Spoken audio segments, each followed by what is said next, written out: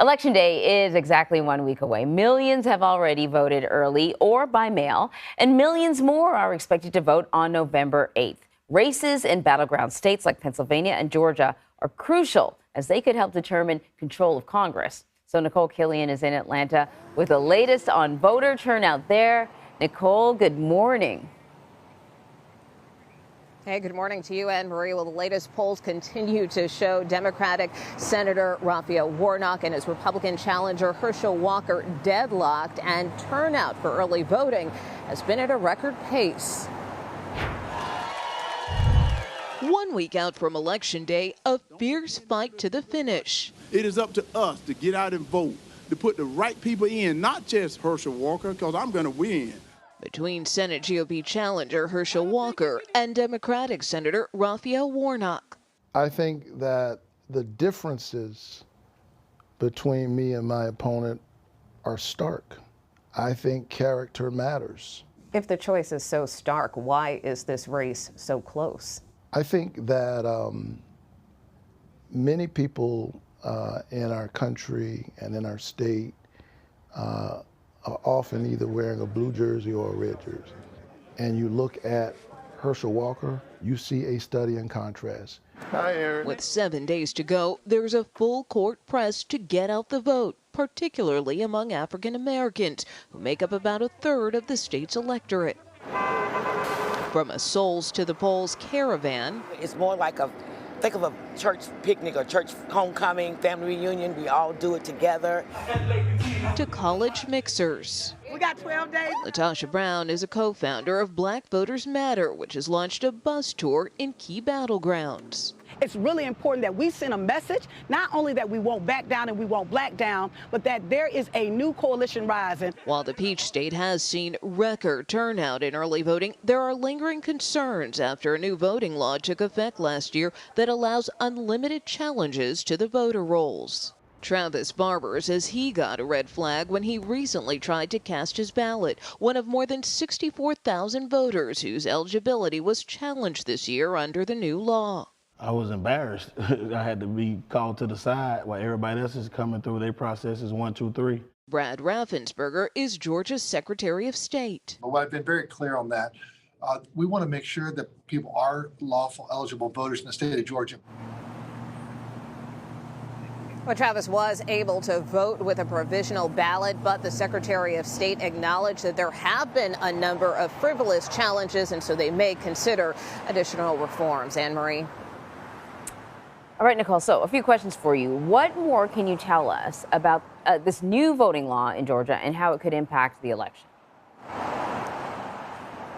Well, again, this is SB 202, and there continues to be a lot of concern about its implementation. Again, the Secretary of State insists that, what it does is that it sets up guardrails, by requiring voters to provide identification. He also emphasized that it extended the windows for early voting. So they do feel that it has been a very transparent process. It does, however, ban people from being served food or water, for instance, if they're waiting in line outside of a polling place. That was kind of one of the more, egregious provisions that caused an uproar. But still, many voting rights advocates, feel that it does continue to suppress the vote in different ways, like that example that we gave with Travis, where, he tried to vote, he got flagged, he got challenged again. In fact, he now has to go to court on Election Day to prove his eligibility. So again, he was able to vote with that provisional ballot. But the point is, how many people are going to jump through hurdles? He was very determined, but, would it do something like that discourage other voters? And that is the concern that a lot of these advocates have. Yeah, I can totally understand that. 1 week to go, a lot of the big dogs, the big names are out campaigning. Former Vice President Mike Pence, he's in Georgia today. He's going to be campaigning with Governor Brian Kemp. What's the latest on that?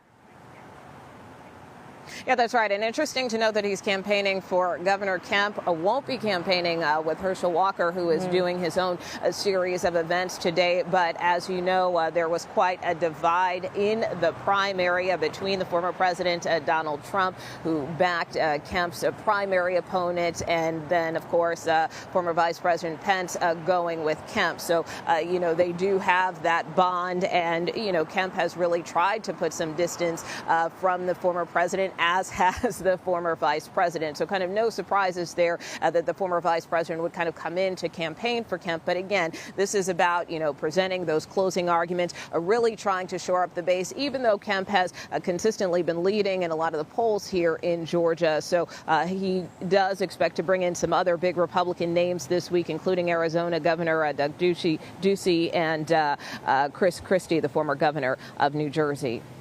When some of the scandals started to bubble up with Herschel Walker, I heard some people talk about splitting the ticket, not voting Republican all the way down, but maybe, voting for Warnock and then Republican for everything else. But this idea of splitting the ticket or not splitting the ticket, I mean, this is what happens in almost all the battleground states. I'm wondering if you are hearing people talk about that, talk about whether they're going to be, D all the way down or R all the way down, or if they're considering splitting the ticket and what sort of impact that could have in the battleground states. Yeah, well, that is certainly a dynamic to watch, and we have on occasion encountered some voters here in the state who have said that they will split the ticket and vote for Senator Warnock as well as Governor Kemp. But it is a situation just like in a presidential cycle where, depending on who's at the top of the ticket could have an impact down ballot. And so I think that's kind of what you're seeing in a lot of these battleground states. The concern here in Georgia in terms of someone like Senator Warnock is he has generally been polling a little ahead of Herschel Walker, although, again, things have kind of been deadlocked, whereas in the case of Stacey Abrams, who's running for governor, she has been trailing Governor Kemp. So, again, if you put those two tickets together, could that impact, for instance, Warnock's numbers if, Abrams continues to stay down? So there is a concern there that, maybe you do need some of those split ticket voters. But in other states, for instance, like Pennsylvania, you have somebody like Josh Shapiro, the Democratic candidate, who is far and beyond ahead in that race against Doug Mastriano. You have, for instance, with the Senate candidates, though, a much tighter race between John Fetterman and Mehmet Oz. So that's why in Pennsylvania, for instance, you're seeing John Fetterman really try to tie Oz and Mastriano together, again, trying to dissuade people for voting for that ticket. It's really interesting, Nikole. Thank you. You bet.